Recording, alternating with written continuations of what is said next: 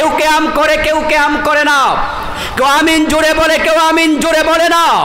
কেউ 5 কল্লি টুপি মাথায় দেয়, কেউ 1 কল্লি টুপি মাথায় দেয়।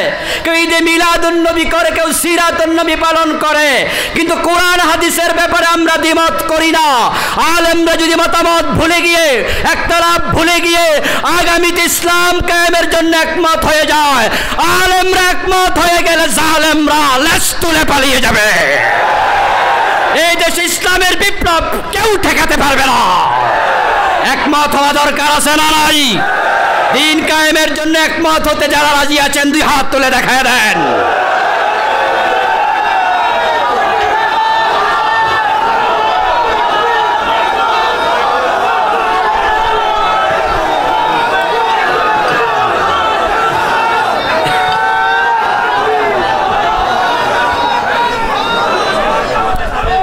আমার প্রিয় ভাইয়েরা, 53 বছর মানুষ দেখেছে এই ধর্মনিরপেক্ষ সংবিধান বাংলাদেশে শান্তি দিতে পারেনি।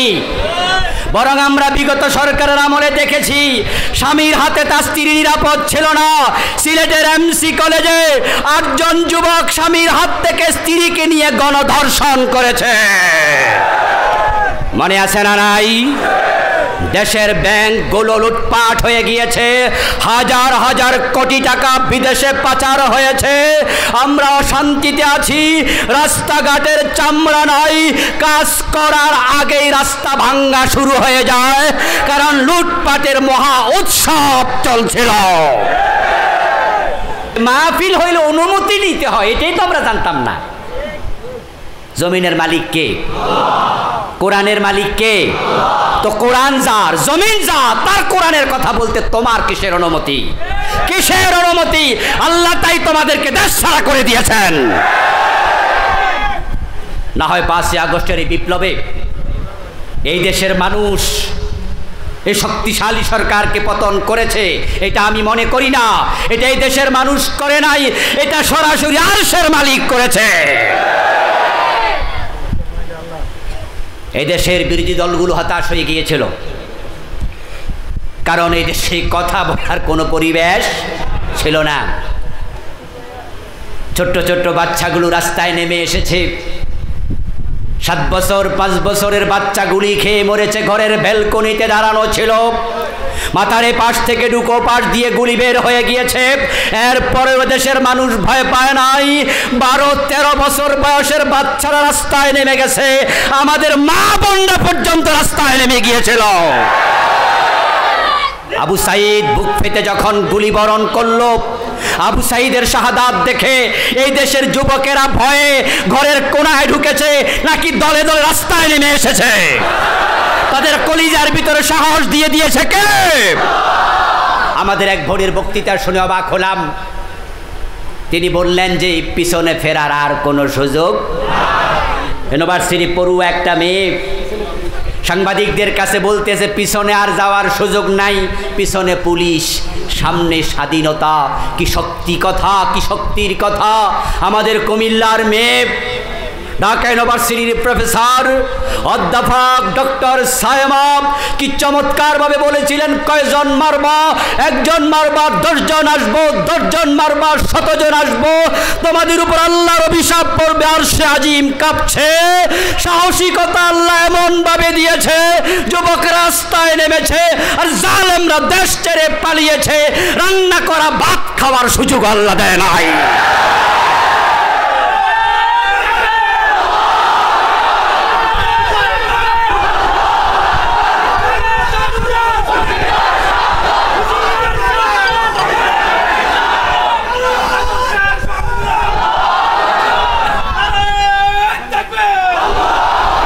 আমার প্রিয় ভাইয়েরা, এটা যে আল্লাহর এক শান, তার আরো কিছু কথা বলি, নমুনা বলি। আল্লাহর উপর ঈমান আরো বাড়বে। জান্নাতে যাবে উম্মতের কয় দল? কথা বলতে হবে, কয় দল? এখন জান্নাতে আমরা যদি যেতে চাই, রাসূল যে ওহী মানত, ওই ওহী আমাদেরও মানা দরকার আছে না নাই? এবার আসেন একটু সামনে সাহাবাদের দিকে। মা আনা আলাইহি ওয়া আসহাবি, জান্নাতি দল একটা, যার উপর আমি এবং আমার সাহাবারা প্রতিষ্ঠিত। প্রিয় নবী ইন্তেকাল করলেন। ইন্তেকাল করার পরে হযরত আবু বকর সিদ্দিক ক্ষমতা আসলেন। আবু বকর ক্ষমতা আসার পরে একদল লোক যাকাত দিতে অস্বীকার করলো।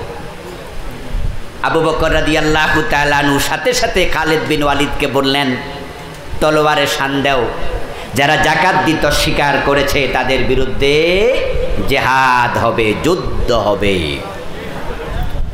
হযরত ওমর দৌড়ে আসলেন, এসে বললেন, খলিফাতুর রাসূলুল্লাহ আবু বকর, আপনি কাদের বিরুদ্ধে জিহাদের ঘোষণা দিলেন? এ মানুষগুলো তো 5 ওয়াক্ত নামাজি, হয়তো তারা যাকাত দেবে না বলেছে। আপনি তাদেরকে নসিহা করুন, ওয়াজ করুন, বুঝানোর চেষ্টা করুন, যাকাত দেওয়ার ব্যাপারে উপদেশ দেন, কিন্তু আপনি সরাসরি যুদ্ধের ঘোষণা কেন করলেন? তারা তো কালেমাওয়ালা, তারা তো নামাজওয়ালা। এই কথা শোনার সাথে সাথে আবু বকর সিদ্দিক কি বললেন? আবু বকর সিদ্দিক বলতেছেন, লা উকাতিলান্না মান ফাররাকা বাইনাস সালাতি ওয়াজ যাকাত। ওমর, আপনার কোনো পরামর্শ আমি শুনতে রাজি নই, বরং যারা নামাজ পড়তে রাজি, যাকাত দিতে রাজি নাই, নামাজ যাকাতের মাঝে পার্টিশন তৈরি করে, আমি তাদের বিরুদ্ধে যুদ্ধ করবই। এবার হযরত ওমর আবু বকর সিদ্দিক বলতেছেন, লাউ মানাউনি ইয়াকালান কানু ইউদ্দুনাহু ইলা রাসূলিল্লাহি লাকাতালতুহুম আলা মানঈ। আমার যুদ্ধের ঘোষণা শুনে এই মানুষগুলো যদি যাকাত দিতে রাজি হয়ে যায়, আমার কাছে মেসেজ পাঠায়, আবু বকর, আমরা সিদ্ধান্ত প্রত্যাহার করেছি, আমরা যাকাত দিতে রাজি, আপনি যুদ্ধ কইরেন না। তবে তারা বলল, আমরা ওট দেব, যাকাত হিসাবে ওটের রশি দেব না, যাকাত হিসাবে গরু দেব, রশি দেব না। অথচ রাসূলুল্লাহর যুগে তারা ওটও দিত, রশিও দিত। আমি আবু বকর শুধু রশির জন্য যুদ্ধ করব, কারণ রাসূলের ইসলামের মাঝে কোনো হের পের হতে আবু বকর দেবে না। রাসূলের ইসলাম যেমন, আমাদের ইসলাম হবে, তিনি মডেল, তিনি আদর্শ। আপনাদের এলাকায় কি ব্রিক ফিল্ড আছে? ইট বানায় যে ব্রিক ফিল্ড আছে না? আছে, গিয়েছেন অনেকে, না হয় যাবেন। ব্রিক ফিল্ডে গেলে দেখবেন যে যারা ব্রিক ফিল্ডে ইট বানায়, কর্মচারী 20 জন 50 জন ইট বানাচ্ছে, তাদের প্রত্যেকের হাতে ইট বানানোর জন্য একটা ফর্মা দেয়া হয়, লোহা দিয়ে বানিয়ে অথবা কাঠ দিয়ে বানিয়ে। এই ফর্মাগুলোর মাপ এক হয়। ব্রিকফিল্ডের মালিক নির্দিষ্ট মাপের ফর্মা বানাইয়া অনেকের হাতে দিয়েছে, কিন্তু এক মাপ হওয়ার কারণে ইট যদি 1 লক্ষ হয়, মাপ হয় কয়টা? একটাই। 4 কোণ হবে। আপনি ফিতা দিয়া মেপে দেখবেন ইট সবগুলার একই মাপ। নবী মুহাম্মদ আমাদের ফরমা, আমাদের আইডল, আমাদের মডেল, আমাদের ওসওয়া, আমাদের কুদওয়া, আমাদের পুরা জীবন রাসূলের মাপে সাজাতে হবে। আবু বকর বললেন, তারা রাসূলের সময় ওটও দিত, রশিও দিত, এখন বলবে রশি দেব না। আবু বকর এটাও, বরং রশির জন্য যুদ্ধ। আচ্ছা, আবু বকর সিদ্দিক রশির জন্য জিহাদ করবে? 53 বছরের বাংলাদেশে যাকাত আছে তো নাকি রাষ্ট্রীয়ভাবে? যাকাত মরে গেছে, মন চাইলে দেয়, মন না চাইলে দেয় না। এবং যাকাত আমরা যারা মধ্যবিত্ত, নিম্নবিত্ত, আমরা দেই 10 লাখ, 5 লাখ, 20 লাখ, 50 লাখ, 1 কোটি, 2 কোটি, 5 কোটি, আমরা হিসাব করে করে যাকাত দেই, আলহামদুলিল্লাহ অনেকে। কিন্তু এই দেশে যারা 100 কোটি টাকার মালিক, 1000 কোটি টাকার মালিক, তারা যথাযথভাবে 1%ও যাকাত দেয় না। আবু বকর থাকলে তাদের বিরুদ্ধে জিহাদ ঘোষণা করে দিতে। রাসূল বলছে, মান আলাইহি ওয়াসহাবি, জান্নাতে যেতে চাও, আমি আমার সাহাবারা যার উপর প্রতিষ্ঠিত তার উপর প্রতিষ্ঠিত হও। তো এই দেশে 53 বছর যাকাত নাই, যাকাতবিহীন অর্থ ব্যবস্থা চলছে, আর আপনি আলেম হয়ে নিশ্চিন্তে ঘুমান কেমনে? রাসূলের দলে গেলে, সাহাবার দলে গেলে, আল্লাহর জমিনে দিন কায়েমের আগে নিশ্চিন্তে ঘুমানোর কথা না। আল্লাহর অর্ডার কি? কাতিলুহুম হাত্তা লা তাকুনা ফিতনা ওয়া ইয়াকুনা আদ-দীনু কুল্লুহু লিল্লাহ। তোমরা যে পর্যন্ত না পুরা জমিন আল্লাহর হয়ে যায়, আল্লাহর কথা সব জায়গায় চলে, ততদিন পর্যন্ত তোমরা নিশ্চিন্তে ঘুমাবে না, বরং লড়াই অব্যাহত রাখতে হবে। আমার প্রিয় শোনার একটু, আবু বকর সিদ্দিক মাত্র 2 বছর 3 মাস ক্ষমতায় ছিলেন। 2 বছর 3 মাস পর আবু বকর রাদিয়াল্লাহু তাআলা আনহুর ইন্তেকালের পরে হযরত ওমর ক্ষমতায় আসলেন। হযরত ওমরের ক্ষমতাকালে ওনার ছেলে আবু শামা মদ পান করলো। মদ পান করার পরে হযরত ওমর নিজের ছেলেকে ছাড় দিলেন না, 80 বেত্রাঘাত করলেন। আমার বন্ধু রাসূলের ইসলাম এটাই। আমার রাসূল বলেছেন, আমার মেয়ে ফাতেমা চুরি করলে ছাড় দেয়া হবে না। ওমর তো রাসূল থেকে ইসলাম শিখেছে, এই জন্য ওনার ছেলে আবু শামা মদ পান করেছে, আবু শামাকে ছাড় দেন নাই। কবি নজরুল চমৎকারভাবে বলেছেন, মদ্যপানের অপরাধে প্রিয় পুত্রকে নিজ করে মেরেছ দোররা, মরেছে পুত্র তোমারই চোখের পরে। আবু শামাকে হযরত ওমর 80 বেত দিলেন। ওমর যদি মদ পান করলে নিজের ছেলেকে বেত্রাঘাত করতে পারে, রাসূলের ইসলাম অনুসরণ করে এমনটা ওমর করেন। 53 বছরের বাংলাদেশে মদ পানকারীকে 80 বেত একদিনও দেয়া হয় নাই, একদিনও দেয়া হয় নাই। রাসূলের ইসলামের সাথে আমাদের ইসলামের এই অমিল। তোমরা জান্নাতের আশা করো কেমনে? আল্লাহর জান্নাতে যেতে হলে মদ পান করলে 80 বেতের আইন, জেনা করলে রজমের আইন, চুরি করলে হাত কাটার আইন। এই আইন যদি সমাজে চালু করতে চাও, আল্লাহর কোরআনকে সংসদে নেওয়ার দরকার আছে না? না,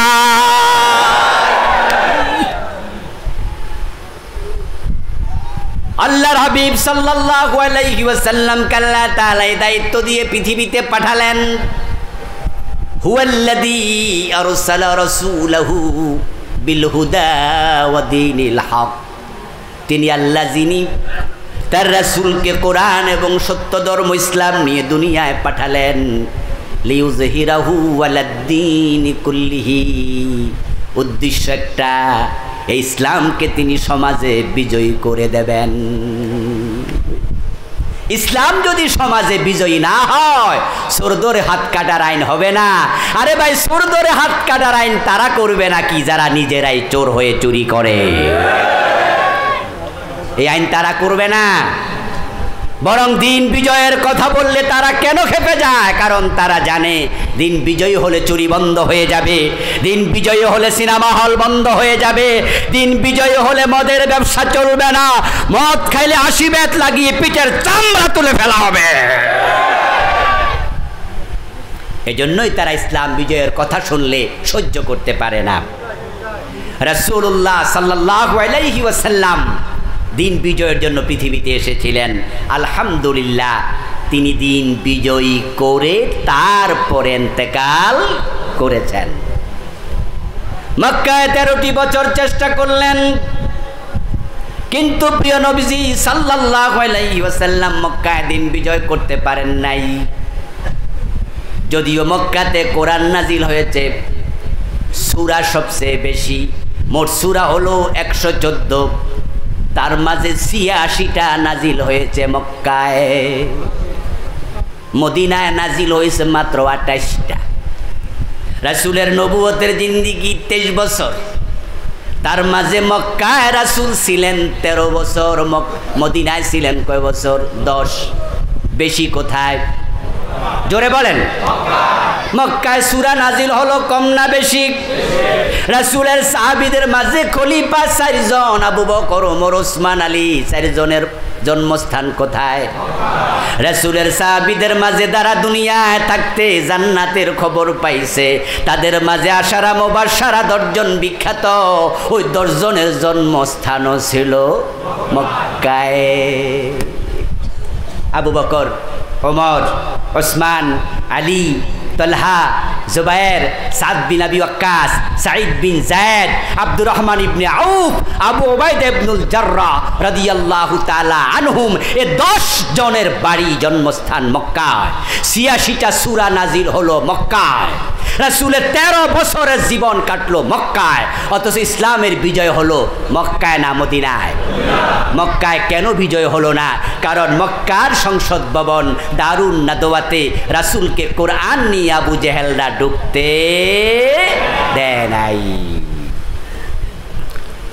বরং আবু জেহেল না দারুন নাদওয়াতে বসে মিটিং করে তারা সিদ্ধান্ত নিয়েছিল, লা তাসমাউ লিহাদাল কোরআন, মক্কার লোকেরা, মুহাম্মদ যেখানে কোরআন তেলাওয়াত করে সেখানে তোমরা কোরআন তেলাওয়াত শুনতে যেও না। ওয়াল গাউফি, বরং যেখানে কোরআনের আলোচনা হয় সেখানে গন্ডগোল লাগাইয়া দাও। 1400 বছর আগের কোরআন মনে হয় যেন গত 15 বছরের সাথে মিলে যায়। বাংলাদেশে তাফসীর মাহফিল করতে গেলে 144 জারি হয়ে যায়। গত 15 বছরে পতিত স্বৈরাচার তাদের চরিত্রের সাথে আবু জেহেলদের চরিত্রের মিল আছে না নাই? আরে কপাল পোড়া তারা, কপাল পোড়া। এই কপাল পোড়া জালেমদেরকে আল্লাহ এতটাই অসন্তুষ্ট হয়েছেন, এমন শাস্তি এ 53 বছরে অতীতের কোন সরকারকে আর আল্লাহ দেয় নাই। আল্লাহ তাআলার কাছে এত বেশি দরখাস্ত জমা হয়েছে, মাজলুমের চোখের পানি আল্লাহর কাছে এত বেশি পৌঁছেছে। আল্লাহ তাআলা ওই লক্ষণ সেনের পরে এবছর থেকে 804 বছর আগে রাজা লক্ষণ সেন তার রাজদরবারের পিছনের দরজা দিয়ে পালিয়েছিল।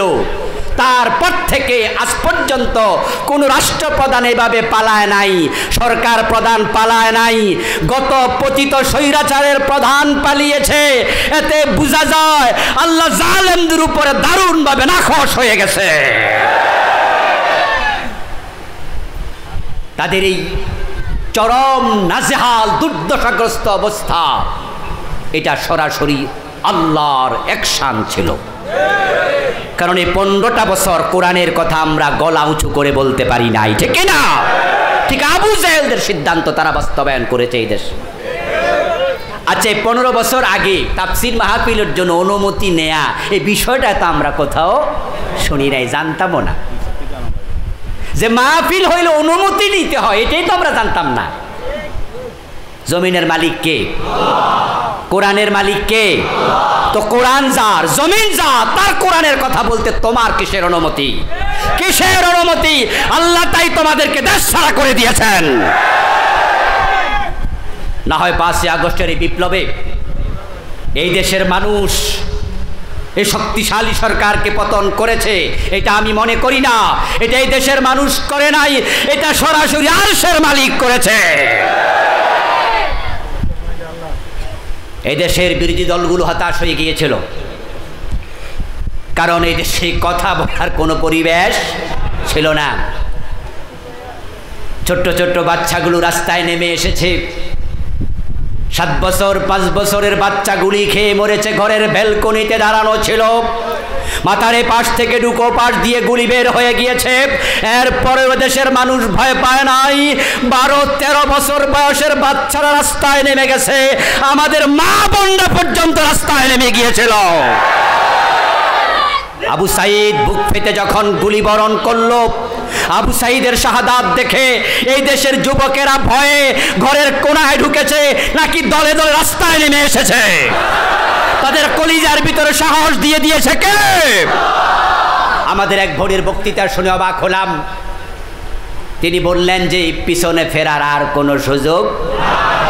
ইউনিভার্সিটি পড়ুয়া একটা মেয়ে সাংবাদিকদের কাছে বলতেছে পিছনে আর যাওয়ার সুযোগ নাই, পিছনে পুলিশ, সামনে স্বাধীনতা। কি শক্তি কথা, কি শক্তির কথা! আমাদের কুমিল্লার মেয়ে ঢাকা ইউনিভার্সিটির প্রফেসর অধ্যাপক ডক্টর সায়েমা কি চমৎকারভাবে বলেছিলেন, কয়জন মারবা? একজন মারবা, 10 জন আসবো, 10 জন মারবা, 100 জন আসবো, তোমাদের উপর আল্লাহর অভিশাপ পড়বে, আরশে আজিম কাঁপছে। সাহসিকতা আল্লাহ এমন ভাবে দিয়েছে, যুবক রাস্তায় নেমেছে, আর জালেমরা দেশ ছেড়ে পালিয়েছে। রান্না করা ভাত খাওয়ার সুযোগ আল্লাহ দেয় নাই।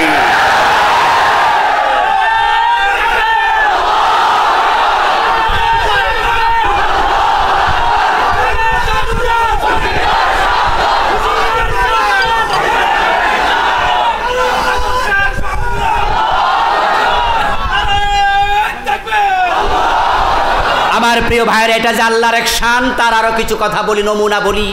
আল্লাহর উপর ঈমান আরো বাড়বে। আল্লাহর উপরে তাওয়াক্কুল আমাদের বাড়ানো দরকার আছে না নাই? আমরা তো অনেকটা হতাশ হয়ে গিয়েছিলাম। আমরা ভেবেছিলাম মনে হয় কিছু করা যাবে না। মাতা নাসরুল্লাহ, মাতা নাসরুল্লাহ, আল্লাহ তোমার সাহায্য আর কোথায়? আমরা হতাশ হয়েছিলাম।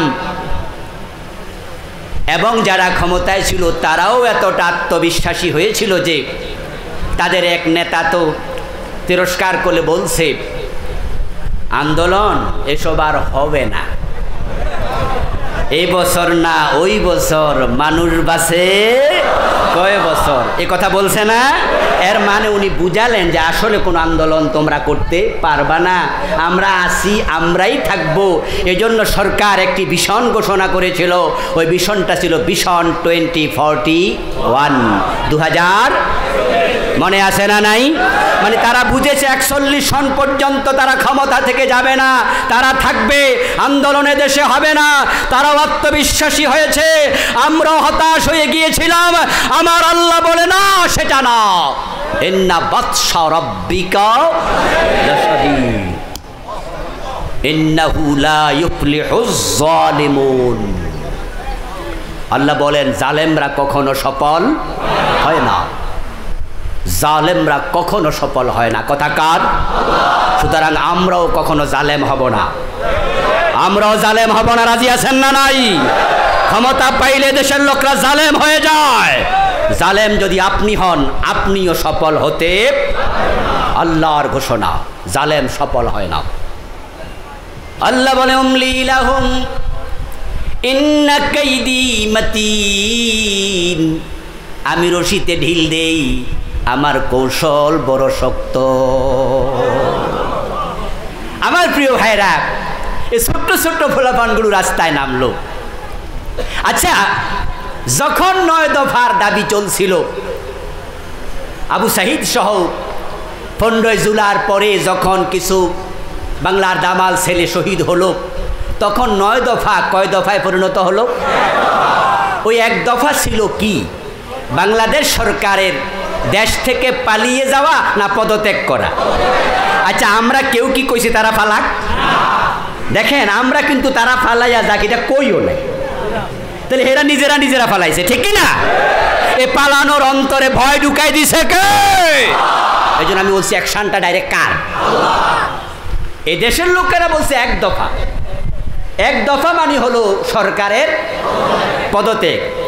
সরকার যদি পদত্যাগ করত, তাহলে যারা আন্দোলনকারী তারাও বলতো ঠিক আছে, এবার নতুন সরকার আসবে, আমরা নতুন একজনকে ক্ষমতায় বসাই, তারপরে আপনারা যে ভুল করছেন, জুলুম করছেন, এগুলো বিচার আচার হবে, আবার নির্বাচন হবে, আপনারা আবার নির্বাচন করে চাইলে ক্ষমতায় মানুষ ভোট দিলে আসবেন, অসুবিধা নাই।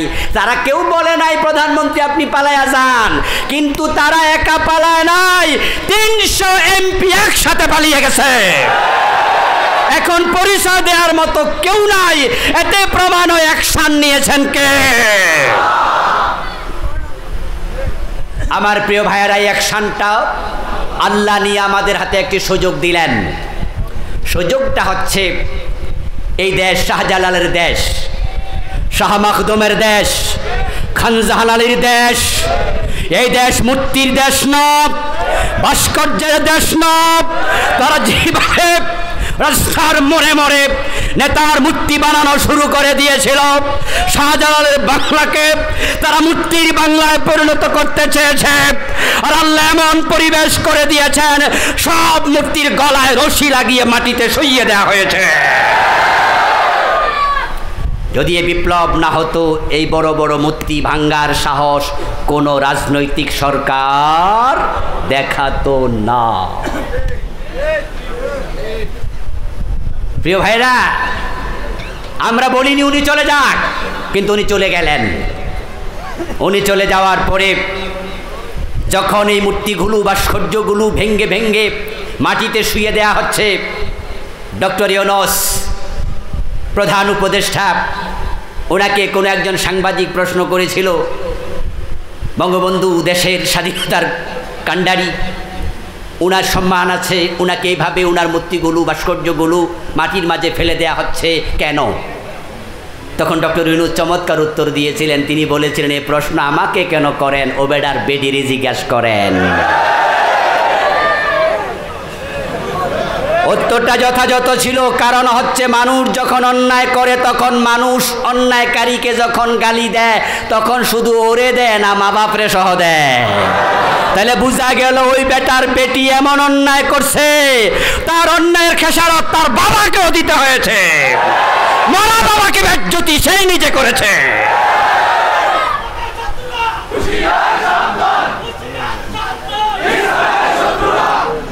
আমাদের দেশে আমরা যখন কাউকে গালি দেই, গালি দেয়া কি ভালো কাজ?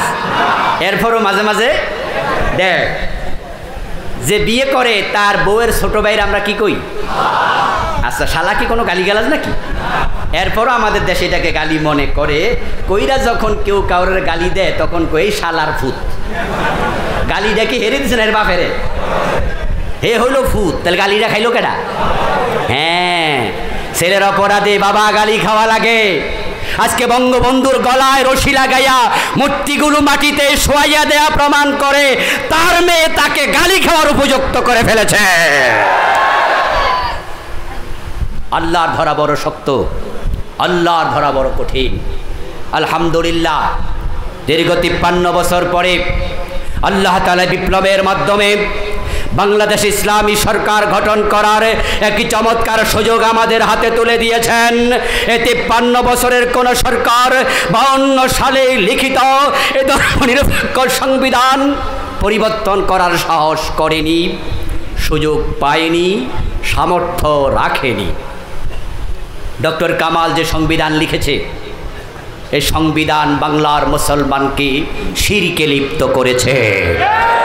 এই ধর্মনিরপেক্ষ সংবিধান মুসলমানদেরকে মুশরিক বানিয়ে দিচ্ছে। চুপ থাকার আর সুযোগ নেই, কথা আমাদেরকে বলতেই হবে। আমাদের সংবিধানের পাতায় লেখা আছে জনগণ রাষ্ট্রের মালিক, ল অফ সভরেন্টি, রাষ্ট্রের মালিক জনগণ। সংবিধানে এটা লেখা থাকার কারণে আমাদের নেতারা যখন ভোট চাইতে যায় তখন নেতারা মাইক হাতে নিয়ে বলে জনগণ সকল ক্ষমতার উৎস, যেহেতু তারা দেশের মালিক। আপনাদের কাছে জানতে চাই, এ জমিনের মালিক কে? জনগণ। জমিনের মালিক কে? আকাশের মালিক কে? লিল্লাহি মা ফিস সামাওয়াতি ওয়া মা ফিল আরদ, লিল্লাহি মিরাসুস সামাওয়াতি ওয়াল আরদ, লাহু মা ফিস সামাওয়াতি ওয়া মা ফিল আরদ। আল্লাহ কত ভাবে বললেন আকাশ জমিন সবটার মালিক আমি। আন্নাল কুওয়াতা লিল্লাহি জামিআ, সকল ক্ষমতার মালিক কে? আর আপনি বলছেন জনগণ ক্ষমতার মালিক। এই সংবিধান আমাদেরকে শিরকে লিপ্ত করছে। এই সংবিধান ডক্টর কামাল লিখেছে, তার লোকদেরকে সাথে নিয়ে এই সংবিধানে আল্লাহর আইন বাদ দিয়া মনগড়া আইন ঢুকিয়েছে। চোর ধরে হাত কাটার আইন সুযোগ ছিল, ঢুকায়নি। মদ পান করলে 80 বেতের আইন সুযোগ ছিল, ঢুকায়নি। এই 52 বছরের সংবিধানকেও পরিবর্তন করার সাহস করেনি। অগাস্ট বিপ্লবের মাধ্যমে এমন সুযোগ আল্লাহ দিয়েছেন আমাদেরকে।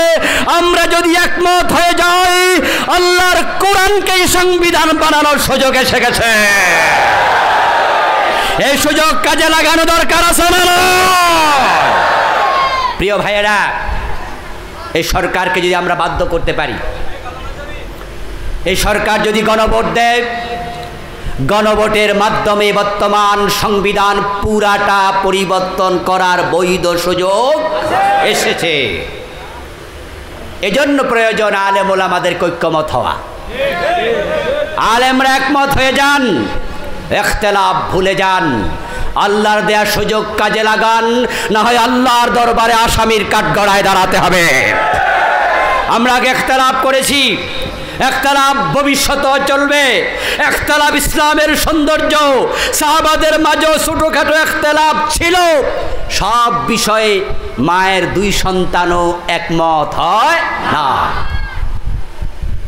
কিন্তু আল্লাহর আইনের ব্যাপারে আমরা কোন ইখতিলাফ করতে চাই না। মা আনা আলাইহি ওয়াসহাবি, এক জায়গায় ফিরে আসতে হবে।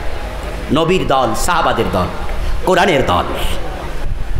হাত কোথায় বাঁধেন? বুকের ওপর। কেন? হাদিসে আছে। ভাই আপনি হাত বাঁধেন নামাজে কোথায়? বলেন আবির নিচে। কেন? হাদিসে আছে। আপনি আমিন আসতে বলছেন, হাদিসে আছে। আপনি আমিন জোরে বলেন কেন? বলে হাদিসে আছে। প্রিয় ভাই লক্ষ্য করে দেখুন, ইখতিলাফ যদিও থাকে, দলিল খুঁজি কোথায়? হাদিসে। তাহলে হাদিস নিয়ে কোন ইখতিলাফ, এতে বোঝা যায় ইখতিলাফ থাকবেই, থাকতেই পারে। কেউ কেয়াম করে, কেউ কেয়াম করে না। কেউ আমিন জোরে বলে, কেউ আমিন জোরে বলে না। কেউ 5 কল্লি টুপি মাথায় দেয়, কেউ 1 কল্লি টুপি মাথায় দেয়। কেউ ঈদে মিলাদুন নবী করে, কেউ সিরাতুন নবী পালন করে। কিন্তু কোরআন হাদিসের ব্যাপারে আমরা দ্বিমত করি না। আলেমরা যদি মতামত ভুলে গিয়ে, ইখতিলাফ ভুলে গিয়ে আগামীতে ইসলাম কায়েমের জন্য একমত হয়ে যায়, আলেমরা একমত হয়ে গেলে জালেমরা লেজ তুলে পালিয়ে যাবে। এই দেশে ইসলামের বিপ্লব কেউ ঠেকাতে পারবে না। একমত হওয়া দরকার আছে না নাই? দিন কায়েমের জন্য একমত হতে যারা রাজি আছেন, 2 হাত তুলে দেখায় দেন।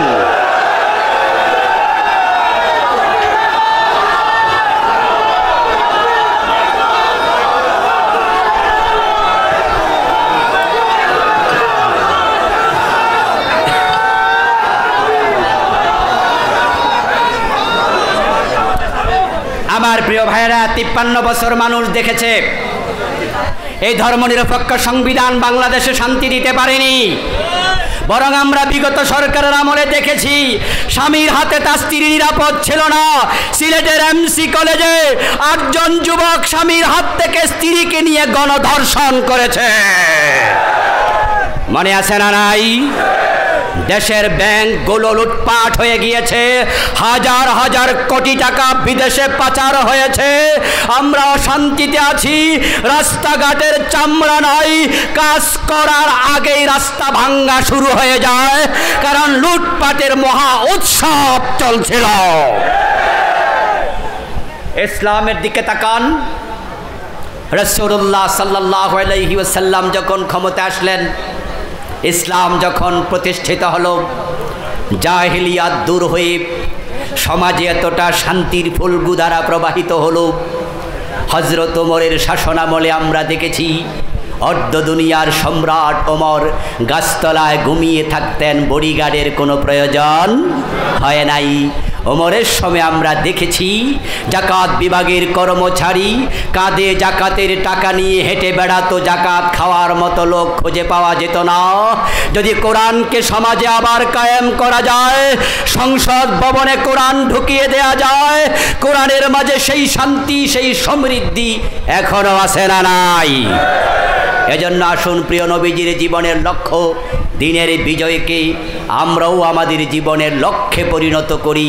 আল্লাহ তৌফিক দান করুন, বলি আমিন। হাযা মা ইনদি ওয়াল ইলমু ইনদাল্লাহ আলাইহি তাওয়াক্কালতু